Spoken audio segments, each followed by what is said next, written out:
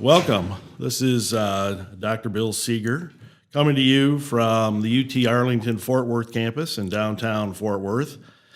Today I have Dr. Cynthia St.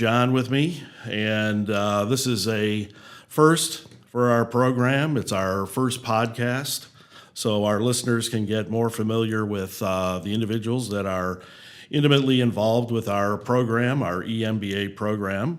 So I want to welcome once again Dr. St. John. May I call you Cynthia? Absolutely. Good morning, Bill. Good morning. Hello, everyone. And I'm excited to be the first with you. Yes, thank you very much. You're kicking us off, and I couldn't think of a better person to do so. So thank you for being here. Thank you for your time. So you were very gracious to send me the massive curriculum vitae. You asked, so I sent. And it was very impressive. However, if I were to summarize it, we would be here till 5 p.m. and it's 10 a.m. in the morning, which is to say that you have amazing experience and background, and obviously someone that should be part of our EMBA program. But with regard to that, maybe you could start with some non-academic background that's important for our listeners to understand so they get to know you. And then on the heels of that, I wanted you to talk a little bit about your educational background. I'm very interested in all the psychology you've done and how that relates to how you're helping us grow the EMBA program. So I'll turn it over to you. Yeah, you bet. So a little bit on background, kind of pre-academia, because I actually come out of practice, and that is one of the reasons why then coming to the university, I'm referred to as a professor of practice. Because it is that background and bringing that experience and that element to the students and to the classroom. And so coming from most recently healthcare environment, although have crossed multiple industries through my career, so not exclusive to healthcare, but certainly have a lot of background in that. I have served in an executive role, was the chief learning officer for a very large healthcare system in Texas, so was blessed to have reached that kind of pinnacle in my career as the CLO, because that is then a culmination of what my prior history had been in learning and development. So that's my area, is really leadership and organizational learning and development. And so I've had multiple roles along the way, have worked with NASA and United Space Alliance, have worked with in education, in addition to healthcare, have been out in industry, have done deep dives as an employee in an organization, have also pulled out and done consulting with multiple organizations, including a number of Fortune 500 companies. So I'm familiar with industrial psychology as it relates to business. Is that kind of where you're coming from, or is it something more specific to organizational theory? Could you just elaborate on that a little bit? Sure. Most people, when they think of the different types of psychology, I am going to be most aligned with what they think of with industrial organizational psychology. Okay. So it is kind of that organizational psychology, but I also have a strong element in educational psychology, not the traditional kind, which is usually people think of K through 12 and they think of a psychologist in education. But instead, mine was adult learning and cognition was where my focus was, and it was for workplace learning and development. And so I also have that emphasis on adult learning and applying that to organizations. Now, could you talk a bit more about I think your most recent job and how you applied some of these principles of psychology and adult learning there in that corporate environment? Yep. Absolutely. So I'll give you since you mentioned the corporate, so I won't talk to the consulting piece. Right. I'll talk to the most recent corporate role, which was about, I've been doing consulting, and now as a professor, as a professor this past year, but consulting for the prior almost 4 years. So it's been about 4 years since I was in my executive role as the CLO. And the way that I applied learning and development there is I was responsible for, first of all, the learning agenda it was a 21,000 employee organization. I had 14 wholly controlled hospitals, that many more joint ventures, as well as 250 physician offices, outpatient surgery centers. So a really large footprint from an organizational standpoint. And responsible for the learning agenda. And what I mean by that is really at 3 different levels. At the individual kind of workforce member level, so looking at what do they need to know, where do they need to be developed to ensure that they are able to perform at their best individually, as well as then leadership, so focusing on more of the leadership group and what does that group need to know and do to be able to be effective in leading the organization, guiding the organization, working with the workforce, and then the organizational level. So looking at the broad organization and using a framework, and my general preferred framework, especially for large organizations, is going to be a little bit different for small organizations. I tend to tailor it. But for large organizations, it's the Baldrige framework, which is for performance excellence. And it really looks at what are the key things that high-performing organizations do, and it's been researched over many years what those core things are, and helping organizations then look at what they're doing relative to each of those 6 primary areas plus the associated results with them. So it's kind of individual workforce learning, it's leadership development and learning, and then organizational development. And so just to emphasize, you really do it all. You're not siloed in that you are an academic, an accomplished researcher. You're also in consulting, as you mentioned. And I wanted to get, so our listeners understood, you've recently joined the faculty, and maybe you could tell everyone where you're slotted in terms of the faculty and the courses you're teaching. Yeah, and I am so thrilled to be a part of UTA. I've been a part of it, and I know we'll speak a little bit more to the specific components around the EMBA program shortly. That's where I first connected with UTA. Was in fact through the EMBA program, doing some coaching and some consulting work for the individuals in that program. But most recently, really thrilled to be now a part of the full-time faculty and where I am slotted. So I am a professor of practice in the management department, and then within the management department, so I teach a variety of courses within management, such as there's an upper level undergraduate course called Leadership in Organizations. There's an MBA course called Leadership in Teams. So I teach those. But also then, because of the healthcare background and healthcare experience, I'm also a key part of the Healthcare Administration program, which is a Master of Science program within the College of Business. And within that program, I teach a course called Healthcare Quality Assessment. And that is using tools such as the Baldrige framework for organizational excellence, as well as PDSA, PDCA, Lean Six Sigma, et cetera, for more process improvement. So looking at it at the macro level of improvement and the micro level of improvement. Now, you did, and rightly so, mention the EMBA program. So simply tell us what you do in the EMBA program, and then I'll follow up, but I would really be interested in knowing what you're doing. I call you one of our great executive coaches, but maybe that's too terse of a label, and there's obviously more. But anyway, could you let us know about that coaching role for our EMBA students? Yeah.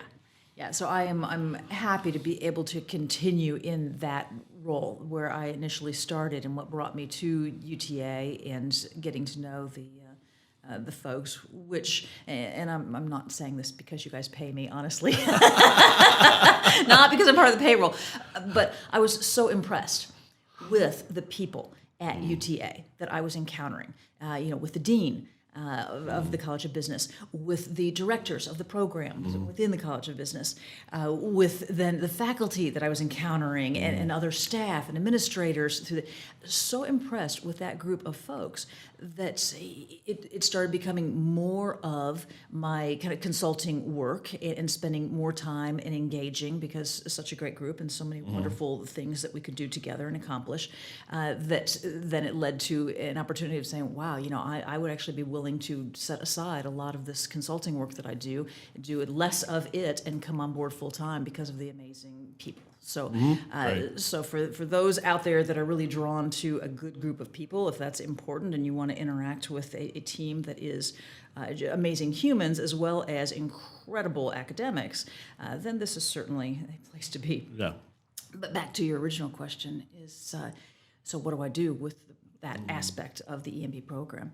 So I am an executive coach, Right. so I think that is an appropriate term. Great. Executive coach is good. I tend to go a little bit beyond that and do other things also, but that is one aspect of what I do, and that is primarily what I do when I'm working one-on-one with the students, because I also co-teach one of the EMBA courses. Right. And so Roger Miner and I look at a course, we work together on a course that is around business formation, and he takes care of the business law part. He's the lawyer. So in terms of different structures and formation, and then I take care of more of the human side, the leadership piece, the organizational effectiveness and excellence piece, and how do you run? So how do you start up, bring up a new idea and turn it into an organization, and how do you effectively run and grow it? So there's that side. So in the classroom with the EMBA students, but then also, and here's the part that I think most of them don't take full advantage of and should, because it's a phenomenal benefit of this program that is not a part of most other programs, and that is this opportunity for executive coaching. And there are a few of us that focus in different areas, and I know you'll ultimately be speaking with them, so I'll let them talk to that. But my area is I do. You can kind of take one of two paths when they work with me. One is I'll do a comprehensive 360, and it's a Korn Ferry tool that I use with them. It's a very robust, very well researched, and frankly very expensive. So the fact that they're getting that for free as a part of their program is a big bonus. And so they have an opportunity to get incredible and detailed feedback about how others view them. Their self-assessment on the key competencies, key behaviors that are most relevant for success in a leadership role, especially senior leadership role. If they're in the EMBA program, they're likely desiring to be in some type of senior level role. They're either already there and they're refining their skills, or they're wanting to prepare to get there. And so this particular tool looks at, based on the research, what are the most important competencies or skills for executive level leaders, and how are you doing relative to those skills? Where are you right now? What are your strengths? What are your opportunities? What should you be prioritizing so that you have a really intentional go forward plan in order to be able to look at what your next steps are and how you can best improve to position yourself to be in that role. And is the instrument given to coworkers? Who provides the feedback to the candidate in the EMBA program? So it is a full 360. So it is going to be their supervisors, so those above them, both their one up, as well as, depending upon where they are in the organization, they may want to include even the leader above them. So however many leaders they want to include above them, as well as then lateral folks, so their peers within the organization, and then direct reports. And if they don't have direct reports, that's okay. Then we wouldn't include that portion of it. But if they have direct reports, great. I also encourage them to get feedback even from key customers, either in or outside of the organization, so that they can have that perspective as well. Now, is it flexible enough to think more broadly? Some of our students are planning to maybe start their own business or move up or laterally or whatever. So is it general enough to apply to those types of situations, or is it specifically within their role and their current employment? So there's going to be kind of two parts to this answer. Okay. Yes, it can be applicable. However, there is another option for those who want to go more of the entrepreneurial self-employment route.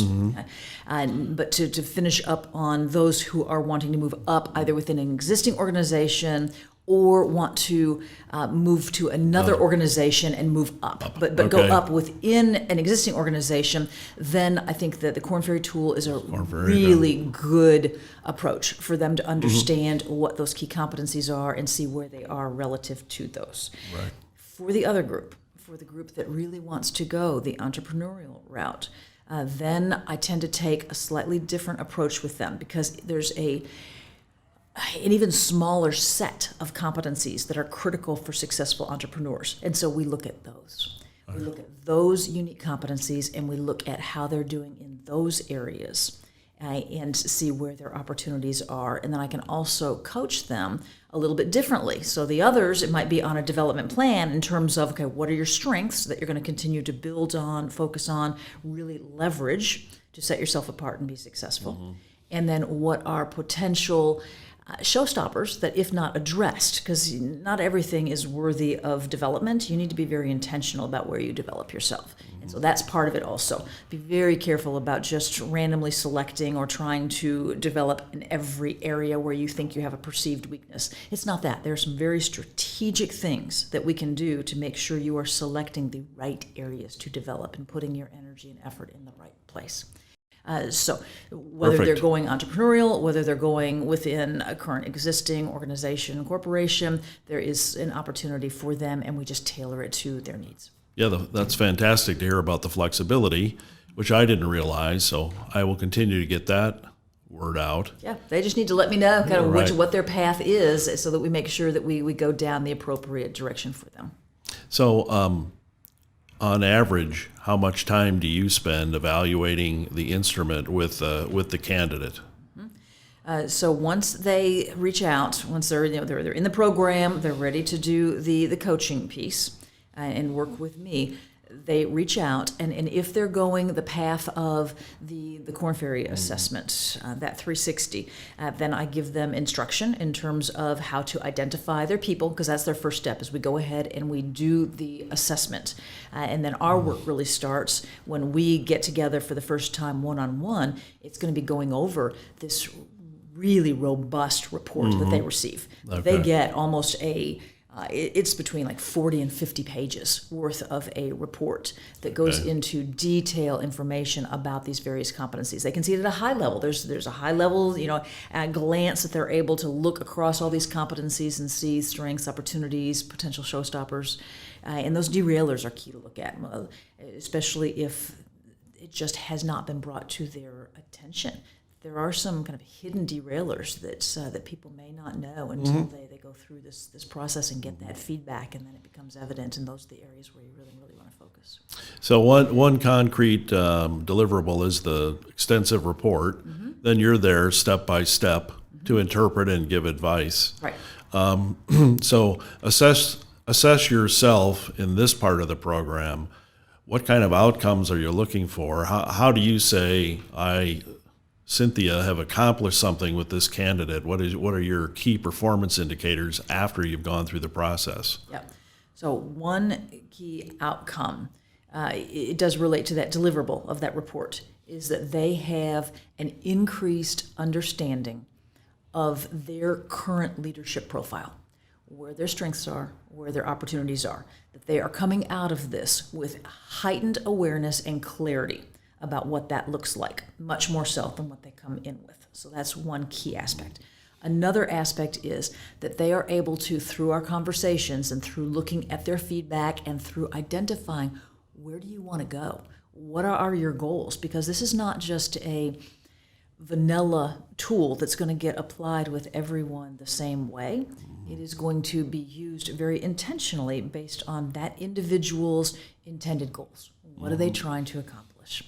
And are they simply trying to get better within their current role? Are they trying to move up? If they're trying to move up, what is the position they're targeting? What are the needs of that, the expectations of that position? What does that look like relative to now what they know is their leadership profile, and starting to close gaps, identifying what those areas are, where they want to.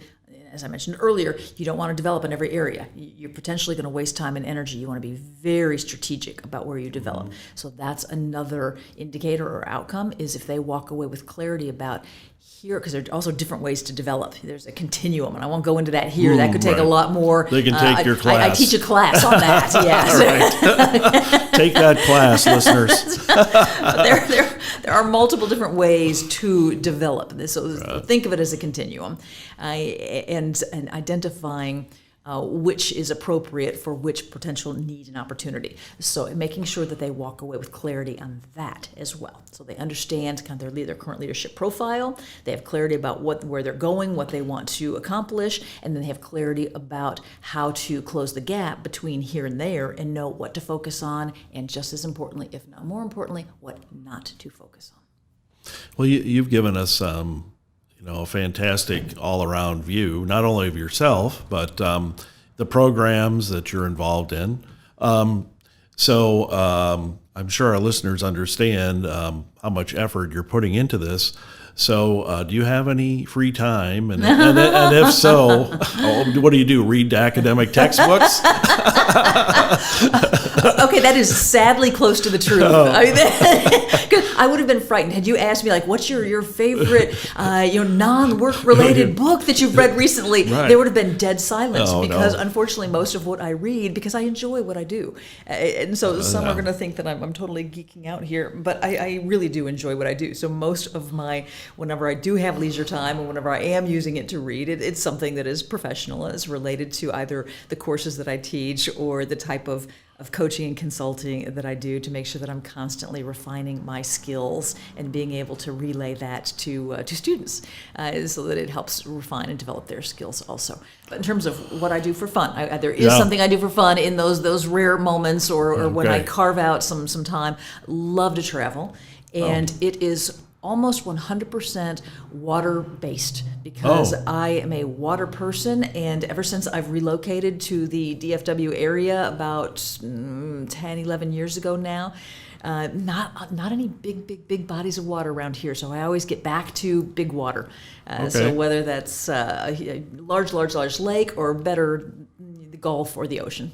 And this is for water skiing, or when you say water and big bodies of water, what do you like to do in terms of the water sports? Anything and everything. Oh, okay. Usually it's just being near it, seeing it is enough, but I also enjoy doing things on it as well. Okay, great.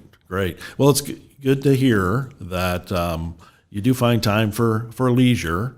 And a little bit. And so what do they say? All work and no fun, makes Dr. St. John, a boring person or whatever. Yeah, we don't want that. And you're definitely not boring. I can attest to that. Thank you. So anyway, well, that's great. We have a really good understanding, I think, not only of you and your role, but also the contribution you make at the EMBA. But I think everyone needs to take advantage of the opportunity for the executive coaching, because that really sounds terrific. And to reiterate, I didn't know it was tailored, for I'll call it the two different tracks, entrepreneurial or working within your own organization to go up, or if you're moving out, you're also going up. So I want to thank you for coming to downtown Fort Worth, to UT Arlington, which is our home base for the EMBA program, for our first podcast. I think you did great. I think maybe you should start your own podcast. Well, thank you. It has been a pleasure. I've enjoyed being here with you and enjoyed being part of the first one, so thanks. Okay, thank you.